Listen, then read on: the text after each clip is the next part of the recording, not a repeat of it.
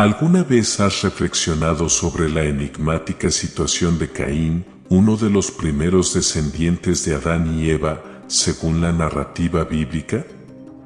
¿Cómo habría encontrado una esposa y, aún más intrigante, cómo habría engendrado un hijo, considerando que Adán y Eva son presentados como los únicos progenitores de la humanidad? Al examinar las entrelíneas de la Biblia, desvelaremos las respuestas a este misterio. Por lo tanto, te invito a suscribirte al canal, darle like y unirte a nosotros en este fascinante viaje de descubrimiento. Caín, una figura central en las historias bíblicas, es presentado como el primogénito de Adán y Eva, marcando los albores de la humanidad. Su relación con Abel, su hermano menor, se vuelve crucial en el episodio del sacrificio a Dios. Ambos ofrecen sus productos a Dios, pero la aceptación divina recae exclusivamente en las ofrendas de Abel, dejando las ofrendas de Caín rechazadas. La razón de la negativa divina permanece enigmática, generando interpretaciones diversas a lo largo de los siglos. Algunos especulan sobre la naturaleza de las ofrendas, mientras que otros sugieren una posible actitud negativa en el corazón de Caín como factor determinante para el rechazo. Esto incita a un creciente amargura en Caín, culminando en el primer homicidio registrado en la Biblia. Movido por los celos y la ira, Caín comete el terrible acto de fratricidio, quitando la vida de Abel. Este evento, además de ser la primera manifestación de la fragilidad humana y de la gravedad del pecado, repercute a través de las páginas de la historia, dejando una marca indeleble en la narrativa bíblica como una advertencia sobre las consecuencias de las elecciones humanas. Dios responde a Caín con un castigo, manifestando su ira al maldecirlo y marcarlo, convirtiéndolo en un signo visible de su transgresión.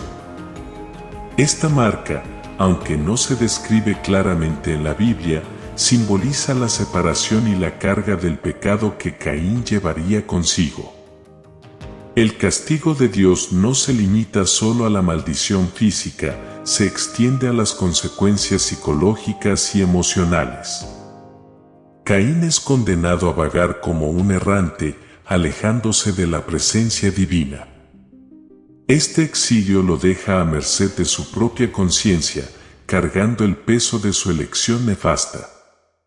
La soledad de Caín, ahora alejado de Dios y de la convivencia humana, refleja la profundidad de la separación causada por el pecado. El errante solitario se convierte en un símbolo de la alienación espiritual y emocional, una consecuencia directa de sus acciones. La Biblia narra la preocupación de Caín por el peso de su maldición, temiendo ser asesinado por otros al encontrarlo. En respuesta a esta aprensión, Dios pone una marca sobre Caín, garantizando su protección contra cualquier venganza mortal. Este acto divino no solo preserva la vida de Caín, sino que también simboliza la misericordia divina. Sin embargo, surgen preguntas intrigantes. ¿Quiénes serían estos otros a los que Caín tanto temía? ¿Caín y Abel no serían los únicos hijos de Adán y Eva? Tranquilo, joven curioso, más adelante encontraremos respuestas a estas preguntas. En el capítulo 4, versículos 16 y 17, descubrimos que Caín, incluso vagando como un errante, encuentra una mujer y establece una relación conyugal. De esta unión nace un hijo llamado Enoc, marcando el comienzo de una nueva generación descendiente de Caín. Sorprendentemente, Caín no solo sobrevive al castigo divino, sino que también se establece de manera notable. Decide construir una ciudad y la nombra en honor a su hijo Enoc. La ciudad se convierte en un testimonio de superación y de la capacidad humana para forjar un camino hacia adelante, incluso ante las marcas del pasado. Sin embargo, aquí es donde las preguntas se multiplican. El texto bíblico omite detalles explícitos sobre cómo y con quién Caín estableció su relación conyugal. En el versículo 17, encontramos solo la vaga información de que Caín conoció a su mujer. La hipótesis de que otros seres humanos coexistieron en la época de Caín, además de Adán, Eva, Caín y Abel, surge como una interpretación destinada a llenar los vacíos en la narrativa bíblica y abordar las cuestiones relacionadas con la expansión de la población humana. Un enfoque menos convencional considera la posibilidad de que Dios haya creado de manera independiente seres humanos además de la familia de Adán y Eva. La defensa de esta teoría sugiere que, para la rápida multiplicación de la humanidad, sería necesario un contingente significativo de personas, algo difícil de lograr solo con la descendencia directa de Adán y Eva.